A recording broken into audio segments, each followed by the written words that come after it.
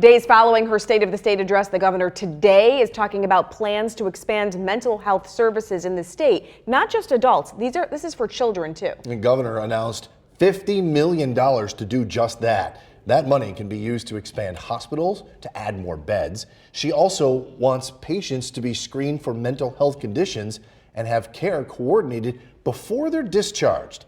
Since the COVID pandemic, the governor says there's been a 70% uptick in the number of kids seeking help. The governor says she will help school districts add mental health clinics to their buildings, bring the services to where the children are. We have to help these kids. And we have to reckon with it, because when someone grows up with this, never gets treated, it gets deeper, untreated illness or addiction, and sometimes they lash out and commit crimes, creating fear among the communities where they live. The governor added that she will make sure insurance companies cover mental health services. One local school district says it's getting a false picture of poverty, which poses a problem when it comes to state aid. But what does lunch have to do with it? News Channel 2's Katrina Smith reports. Rome City school officials say the district is seeing higher poverty levels, but it's not showing in their metrics, and that could impact state aid. Because we are lacking some data from parents, it actually shows that the district is getting richer. We went CEP back in 2020, and what CEP does is Community Eligibility Provision. It allows all students to eat free breakfast and free lunch, one meal each.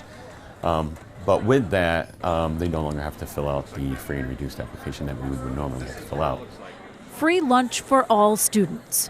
Great, except without parents filling out the eligibility forms, the poverty measure within the district isn't correct, and that is tied to state money. What we're seeing is a reduction in those forms coming in, and how it's filtering into the aid foundation formulas, or the state aid formulas, is that it's showing some of the metrics to show us that our poverty has lessened, and we don't think that's accurate. So what we're asking parents to do is we will be campaigning to send out the forms for the free and reduced lunch, even though we're a community eligibility district, so that we can actually capture the accurate data we need to drive our state aid. And that funding goes for a lot of things, foundation aid, but also in the letter that we're sending out is an approach for like AIS support, emotional services and stuff like that that we've had that we want to continue to keep here in Rome City Schools. 3 ways to fill out the form: Parent Square, the district site, or on paper. In Rome, Katrina Smith, News Channel 2.